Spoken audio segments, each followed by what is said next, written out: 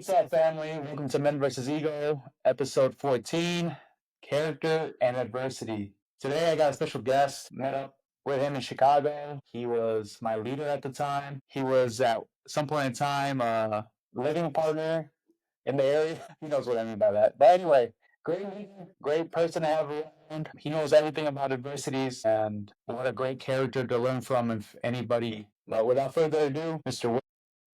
Perez. Thank you. Thank you. Thank you, Bobby. I'm very humbled and very honored to be on your podcast. Thank you so much for having me. Appreciate that. My name is Will Perez. I'm from Myrtle Beach, South Carolina, and I am currently in the Army. I've been in the Army. Today is actually my 23rd year of service to this great nation. I uh, I love what I do. I have four beautiful children. Uh, Ranging from 21 years old. He's 21 now.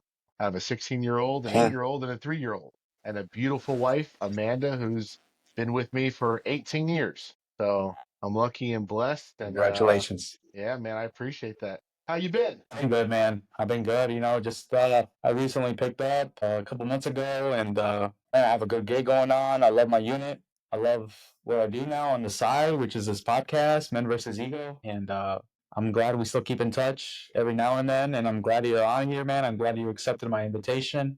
Talk about these characters and adversity. So yeah, well, thanks for your introduction, man. I've been good. Oh, well, thank you. I So appreciate it. I do have a disclaimer to put out there, though. I am in no way an expert, okay, at any of these topics.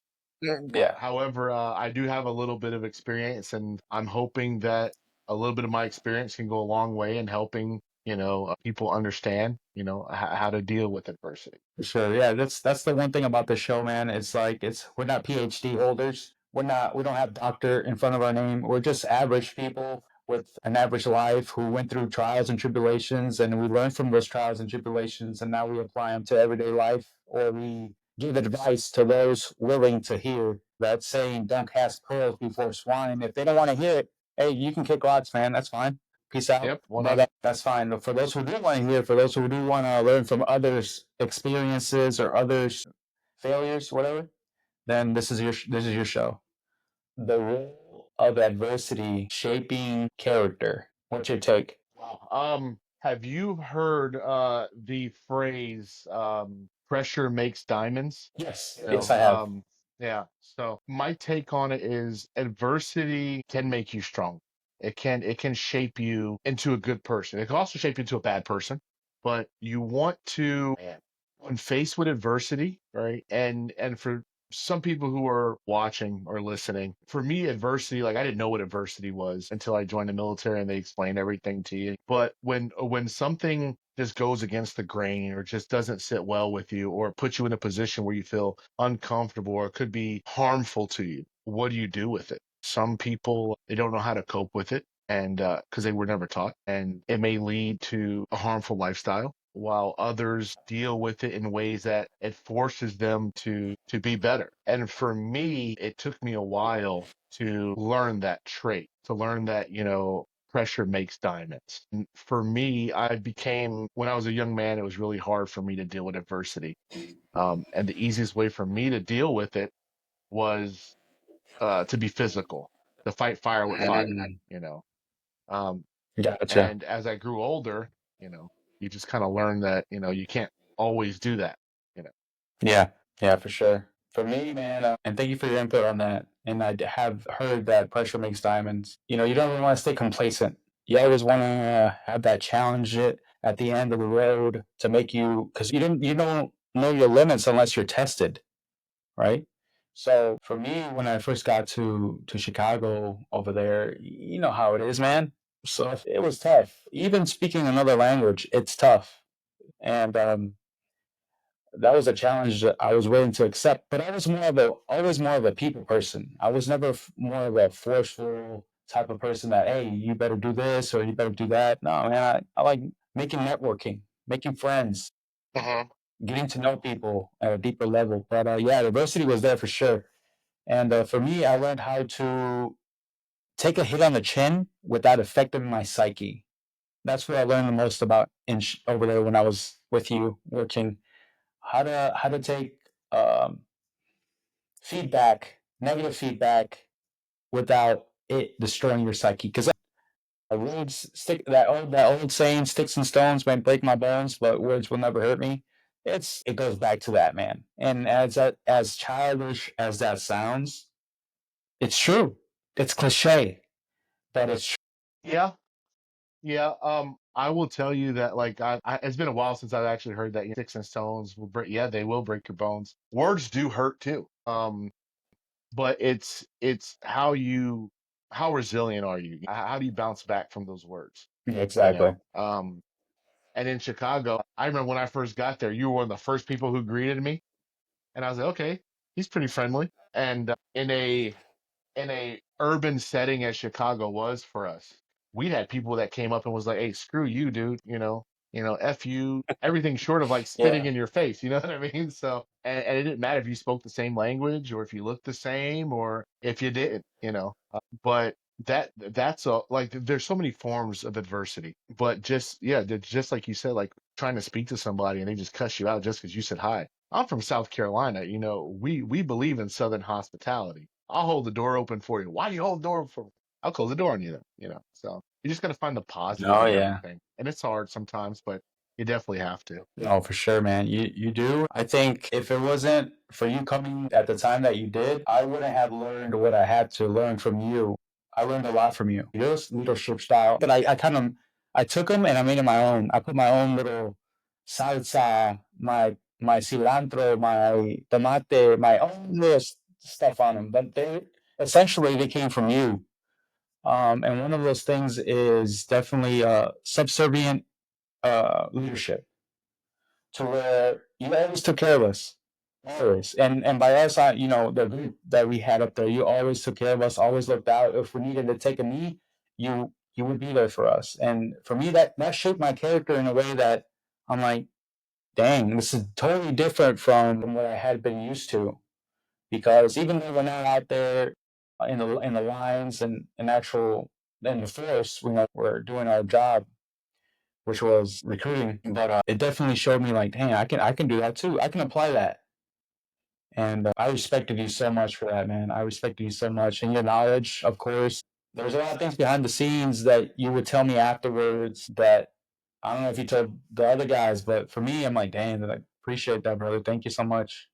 So, Yeah, I appreciate that, man. Man, you build my resume. I feel like I'm like 10 feet tall now. I will tell you that I talk to people with respect because I have been in those places and those I've had those leaders that are just not really disrespectful, just hardened. And I want to treat people as if they were talking to my kids. And I always told you guys like I want you guys not to be like me, but I want you to be better than me. And I have a certain way of my style of leadership is a little different than most, but I really care for the soldier. I really care for the people I work with because realistically, they can be anywhere else, dealing with their own adversities. So why should I put more adversity on you when you're already dealing with a bunch of stuff like you had to drive to work in Chicago? It would take you 40 minutes to go 5 miles. Other than New York City and Manhattan, like that's gotta be the worst place to drive. And then you come into work and then here I am chewing you out because you're late and you're like, man, you don't know what I've been through. But I just try to be an understanding leader, knowing that life happens. life does happen. And I appreciate you, man. I appreciate you. And you had your own adversities on that. You're away from your family. I at least had my close family nearby, but you had nobody. How did that make your mindset grow if it didn't already? Like, how did you get used to it? I know you would go every now and then to see them, but they're in a whole different state, man. How did that Yeah. affect you? Mentally, it crushed me being in a different time zone, even though it was like an hour behind. They're on East Coast, we were Central. It was just mentally taxing. That was my adversity. It was how can I be there when I'm not there? But what I had to do was kind of balance, like a healthy lifestyle, which was super hard for me with depression and being away from my family, being away from my wife. My kids are growing up before me. Sorry for anybody listening who's from Chicago, but in a city that I did not like, with weather that I hated, and I would just clam myself up. And what really got me out of that was the crew, you guys, like listening to you guys you guys listening to me, us talking. I'm gonna kind of go off the subject a little bit, but there was this one time that you took me out, even though I got food poisoning. I had a great time. I mean, and little nights like that where, I can spend 2 or 3 hours with you guys, whether it was getting a beer after work or us just sitting in the office just talking, or me expressing to you guys, hey, how appreciative I am, or hey, this didn't go so well at this meeting, I got ran over, I got hit by a Mack truck. Having someone to talk to, help me out tremendously in a land where I had no family, but you guys became my family. And that's how I dealt Yeah. with it you know. And I can only imagine what would happen if I was in a place that I didn't have you guys. Yeah, I think Shout out to all we my were Chicago perfectly. peeps. Oh, there you go. There's your shout out. But I definitely think that we were a perfect dysfunctional family, willing to take care of each other, even though the title dysfunctional family was still part of our family. So for Yeah. sure, man, we each had our own little quirks, if you know what I mean. Yeah, I mean, Every single person. I would say that no matter what though, like if somebody from outside says something crazy to us, like you had to Yeah. roll up on all of us. They gained a problem on their end when they had to, deal with us. For sure, man. I know I would. It's hey, we're like that old saying. I can pick Yeah. on only I can pick on them, not you. Something like that. Yeah. Or when your older brother steps up for you, when you're in a fight in school or whatever. No matter what. What was our Unselfish selfless sacrifice. service? Unselfish Unselfish sacrifice. sacrifice. So, There we and go. okay, so yeah, so to get into that, right? I felt like sacrifice could be selfish, but for us, like every day we were there early, right? Some of us an hour or two earlier, right? We didn't have to be, right? But we were there, right? If let's say I was out the office, someone else covered down, they didn't have to. If there was a discipline that had to come down, it was like, all right, fine, you know what? We'll take it, no problem because we take it as a team. I don't know how functional the team was before I got there. And in no way am I the one who, made us functional because throughout our time, we were still dysfunctional. But I felt like we came together as a family to understand that, like, hey, sacrifices have to be made, right? And we'll do it unselfishly, you know? Like, we will, like, if Bobby had, to go somewhere that was 2 hours away, but I knew Bobby had you know, to spend time with his family. Hey, I got you, Bobby. I'll take it, no problem. Sunday drives, I got you, no problem. Little village, I got you, no problem. But that wasn't just me, that was all of us. And I'm so Yeah. glad that we adopted that. We did, man. We did, and I know I'm probably brown nosing, but it was thanks to you, man. Thanks to you for being that glue, that mentor that we needed, that we didn't know we needed, and because we had like three leaders come before you, man. We were so used to coming in and now that leading, they got to move over here, they got to move over there. You were the first real person who stuck by us, whether we win or we failed or lost or you name it. You were there. You stuck by us, and I think that showed us like, hey, this guy's for real. So I don't know how much time we have, but I have a cool story if I can tell it, if that's all right. Yeah, yeah, no, we're good, man. Go ahead. Okay, I'll make it really short. So my first day in the office, I drive up in this huge 28-foot RV, and I come in. The station commander pulls me to the office. He says, "This person's this person's that, that's that. Here are the keys. I'm leaving." And I'm like, "Was that guy serious?" And you guys are staring at me. I'm staring at you, and I'm kind of gazing through the office just to kind of see what I see. And I distinctly remember your desk, all right, and you had the candle and all this stuff. And I was like, oh my God, is somebody dying here? Like what's going on? And you told me, it was a spiritual thing, that to kind of help cleanse the office and all that stuff. And I Yeah, thought, man, this office needs a lot of cleansing. But if you think about it, and if you can remember, we had you sage the office. Remember that? keep going. I mean, I might remember after you tell the Yeah, right. story. So yeah, yep. So you had the whole thing clear or whatever, and then we actually did pretty good that month. I think you guys actually made mission that month. It was like it was like my first or second day there, but you guys actually made that mission with I think it was Sergeant Diaz too. Oh yeah, that's when we had So yeah, old Daniel. Shout out to Daniel, by the way. yeah, yeah. And then you Yep. had some guy named he was older. the older, was it Diaz? I can't remember who it was, but they were like, "Yep." So one of our newer recruiters kind of took that thing from you, and now they have like a gong. And every time we send somebody, down to MEPS or whatever to join, they'll hit the gong to kind of, scare the spirits away. Yeah, I yeah, was like, yeah, man, that's man. Bobby G all the way. That's Bobby Shoot, G all man. the way, man. Well, I'm glad I could leave my input on there, man, because Lord knows I Yeah. needed it. But And no, I still have that cactus you gave me. I did give you a cactus as a gift. Yeah, I it's did. I remember it's that. about that big now. Yeah, it's about eight Oh inches my tall now. dang! Watch out! Don't prick yourself around me. But I did. I accidentally grabbed it, but it's all good. and more dilemmas to do with character, man. When it comes to difficult times that you've encountered, like, hey, get this done one way or another. Yeah. In our line of work, man, integrity is plays such a big Yeah, part in what we do. I want what's best for my guys. And man, there are some times when I walk that line, and I was like, well, I got to do it, and I have, I won't say any actual like situations, but I would tell you recently I did that and not really thinking of the consequences, just thinking, help this person out, you know. And yeah, it sucked. The consequences were like a snake bite, yeah, fast and furious. And but yeah, everything that we do, when you're faced with adversity, what you want to do is you want to get out of that situation as fast as possible.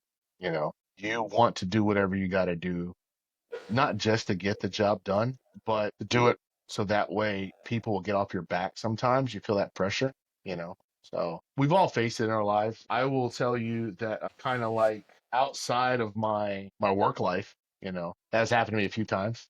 I remember one time in school, full disclaimer, never smoked weed before in my life, right? And I was in school and my buddy was like, "Hey, I need you to hold this weed for me," right? And I was like, "Oh my God, I don't know what to do." He's like, "Just hold it for me." And I was like, "We're friends, right?" And he's like, "Yeah." I said, "You're not gonna tell on me?" He's like, "No." I said, "Okay." So I held it, and I held it so tight in my hand. I was so scared. And then they brought a drug sniffing dog into the school. And I was like, "Oh, that's it. I'm done." And I did get in trouble, And they asked me how I got it, and I was like, "Oh, I found it on the ground," And they're like, "Let me smell your breath." And I, gave the breath check and everything. And they're like, "Why did you hold it?" And I was like, "I didn't know what to do. Like I was gonna turn it in." At that point, like I didn't tell anybody, but I kind of wanted to help my friend out, so I did kind of what was needed. It wasn't necessary. I should have said no, but oh man, I think I lost like 12 pounds in sweat, just so nervous that I was going to get in trouble. But yeah, I think we all go through that, and then now that I'm much older, and a little bit wiser, I um I definitely wouldn't do it again. not bad. But that's a good story, man. Well, whatever you learned whenever you were that age, I'm sure you apply it at the age you are now. You know. Yeah. But that's funny that you mentioned that because the next topic is embracing discomfort for growth. That was discomforting, wasn't it? Like you went out of your way for a friend, and then you end up getting the lesser of end of the stick, if you will. Yeah, I wish I could remember everything that happened. I remember right afterwards, like we weren't friends anymore, and it's kind of like, you got to lose a friend to gain a friend and move on, It But is being perfect. being uncomfortable, yeah, like being uncomfortable. I mean, it's kind of good to be out of your comfort zone sometimes, you know. Yeah, you got to. You know what's gonna happen when something forces you to move out of your comfort zone? You're not gonna know what to do. Yeah, It wouldn't be the I feel show. like when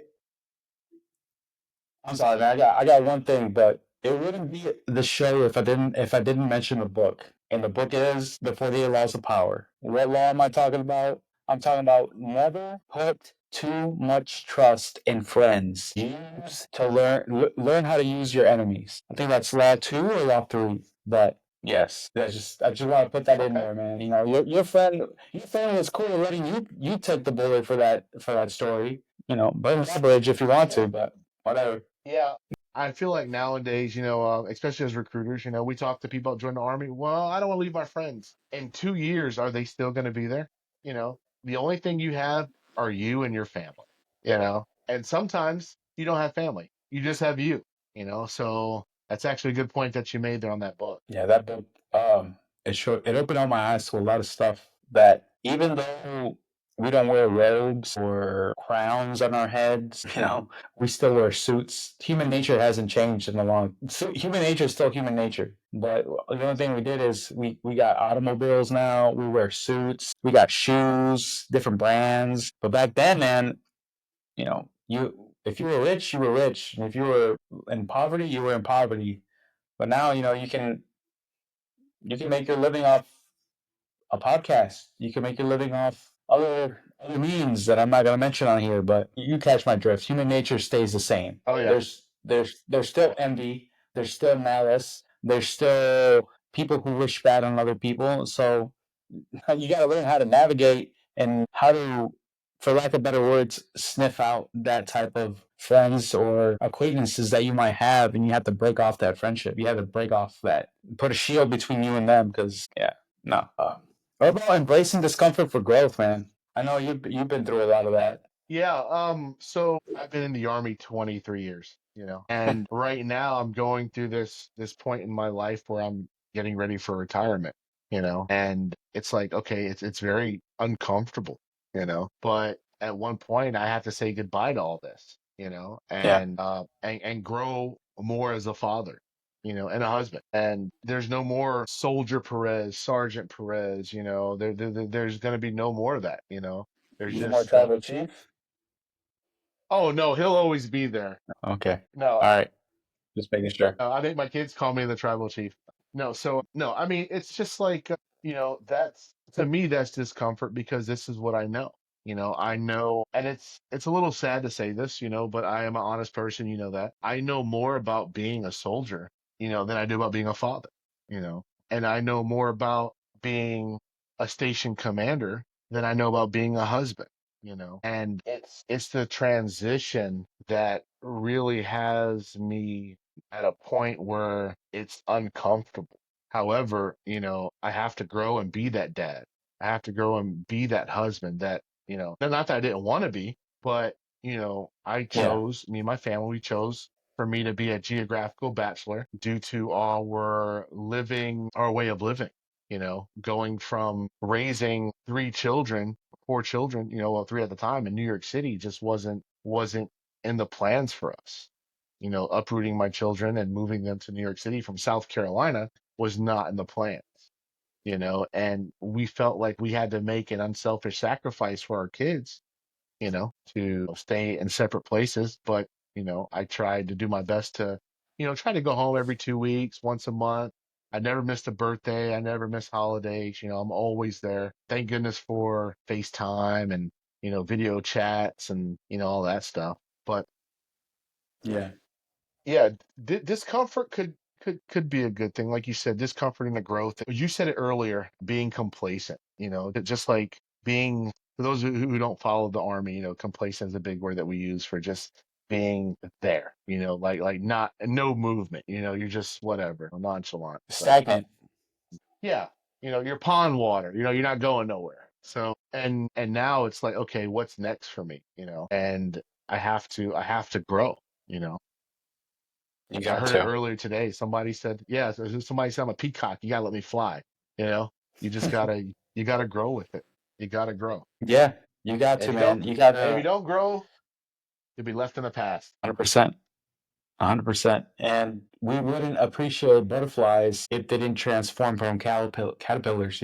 So Hmm. look at it figuratively, look at it like that. If you're a caterpillar, there's going to come a day where you're going to turn into a butterfly. As weird as it sounds, but it's true. It's like a metamorphosis, and you got to learn to embrace difficulty. You got to learn how to adapt and overcome. You got to learn how to see the glass half full instead of half empty, and you just got to take adversities as they come. And I'll take a quote from Marcus Aurelius. Yes, that's a little bust from Marcus Aurelius, who I believe is one of the greatest emperors of Rome that ever lived, ever had. He mentioned, what better way to have a hardship in your life? And it's not verbatim, but basically I'm summarizing it up.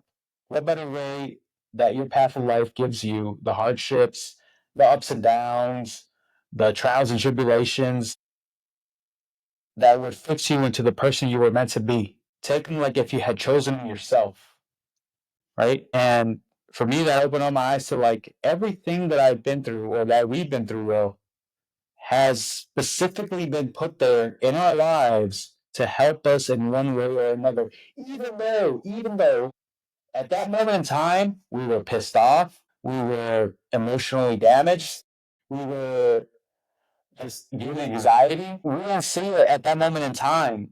But now that, it passed, it's in the past, like you said, now we look back at it and we're like, damn, I'm so happy in a way that thing happened to me because now look at me. I'm more resilient. I'm more mentally strong. I know what to do in that situation. So that's a little sidebar conversation quote, if you will, from Marcus Aurelius Meditations. Yeah, no, it's a great one. It's a great one. Like you said, I love what you said about the caterpillar to a butterfly, right? Like when you're a caterpillar, everybody's like, "Ugh, the hell's that?" And Exactly. then you have to deal with this whole thing is about adversity, right? And how to better yourself from it.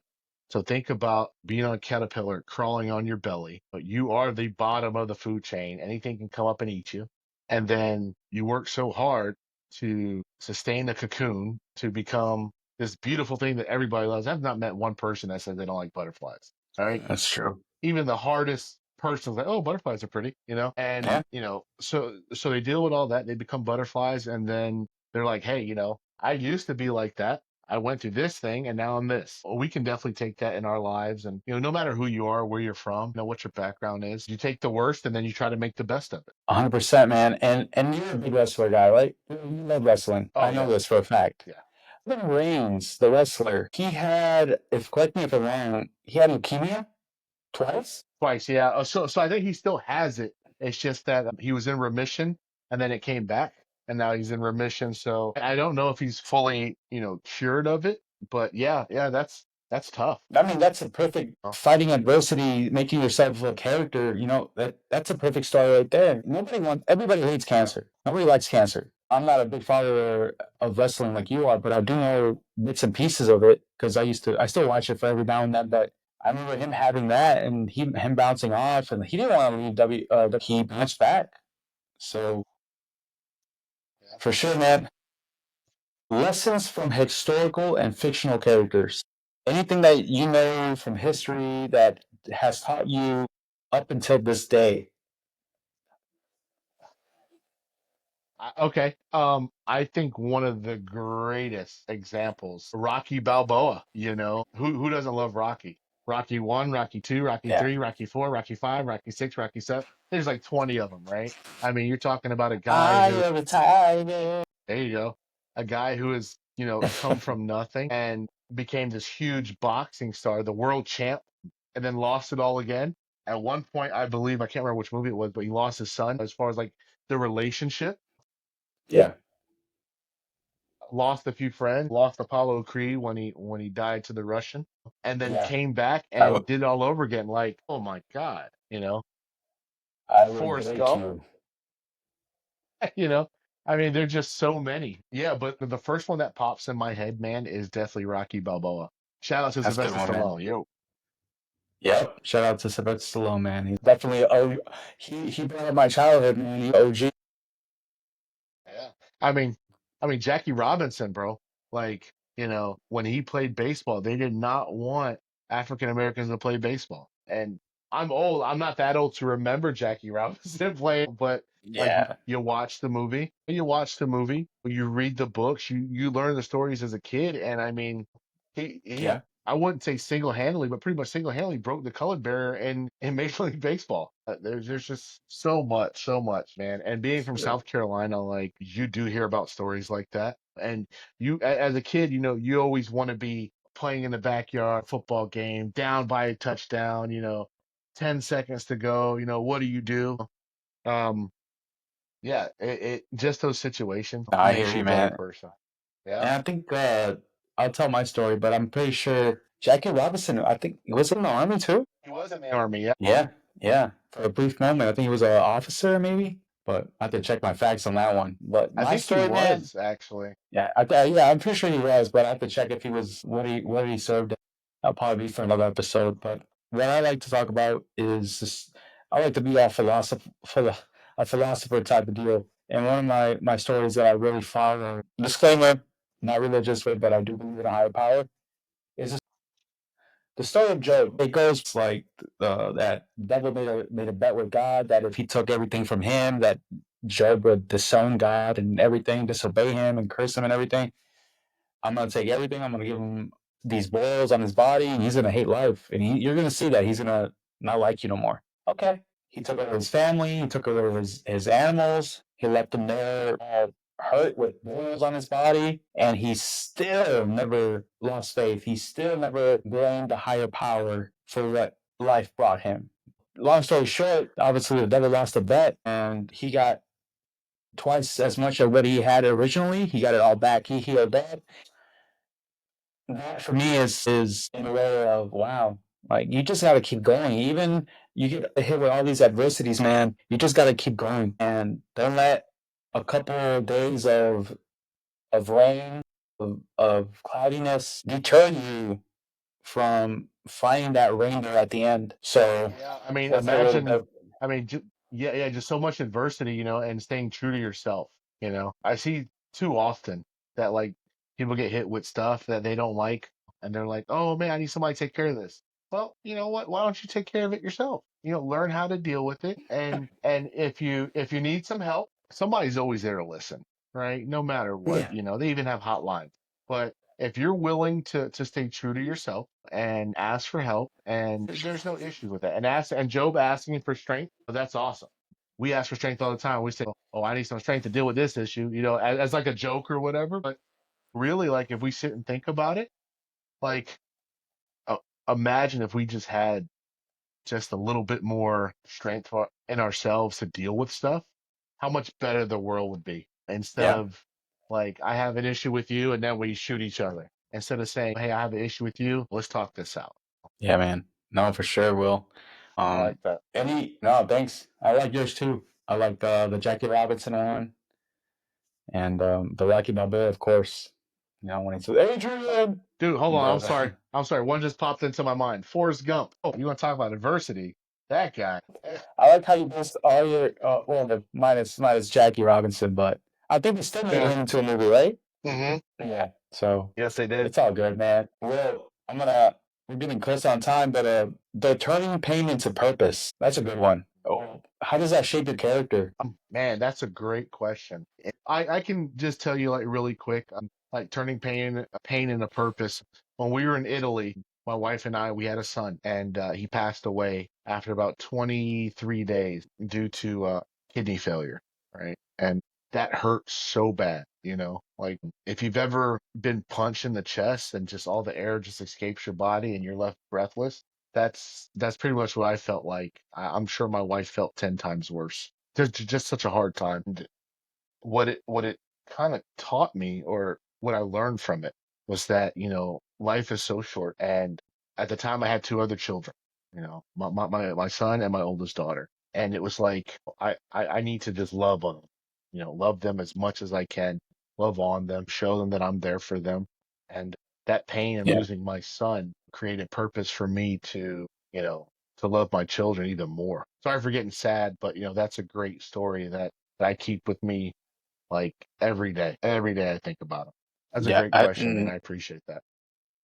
No, for sure, man. And thank you for sharing that deep, deep story of you that changed you forever. That basically there's a saying that the hardest people have the softest soul because of all the BS, the adversities that life threw at them.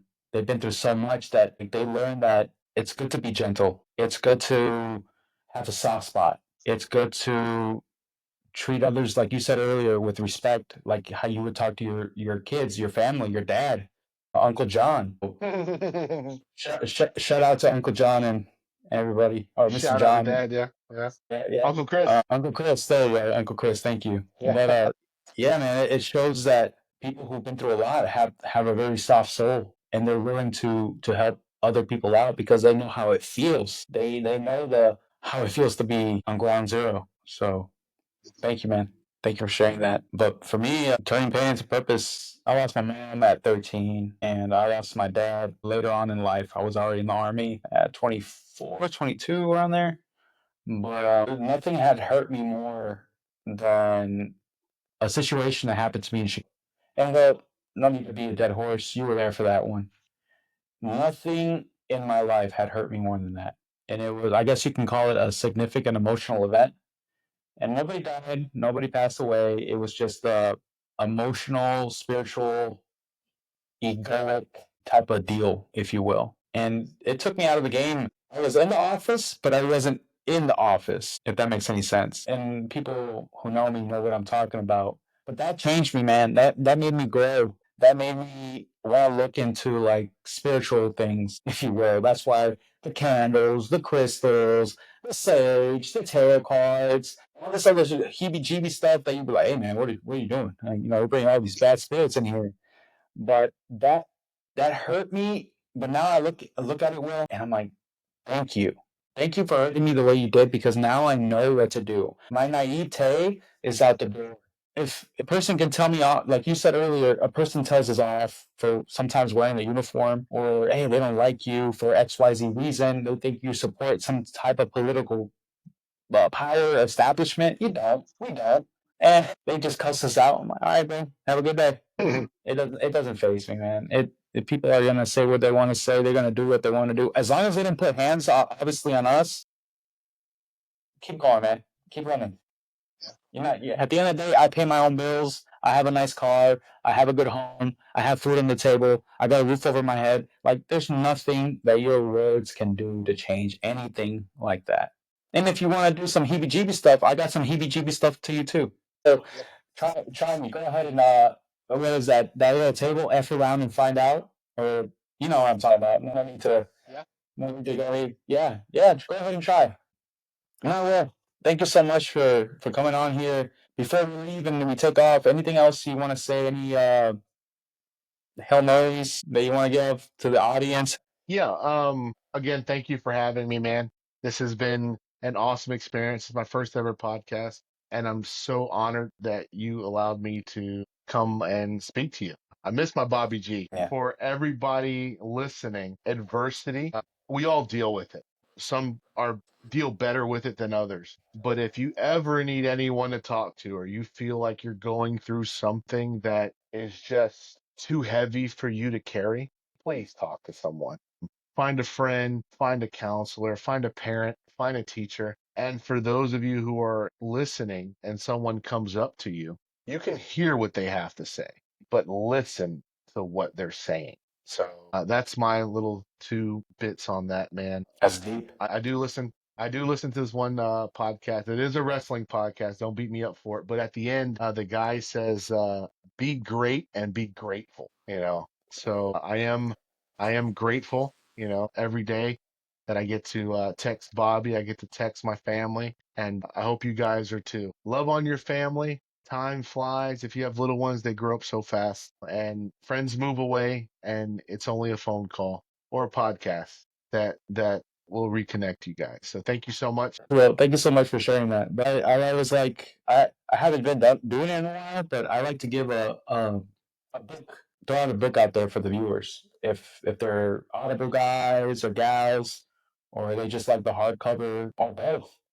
I have a book here, and it's called 12 Rules for Life by Dr. Jordan Peterson. It's his second book, I believe he made. But this book, wow, it's a self-help book to live a better life. It's an antidote to chaos. And the way he speaks, the way he narrates it, and the way he writes down what he's trying to explain, it makes you think. Dr. Jordan Peterson, great book. Well, I got nothing else, man. Thank you for coming on, and thank you for the blessings. Thank you for the love. Thank you for your wise words. I got nothing else, man. All right, love you, Bobby. We'll see you soon, brother.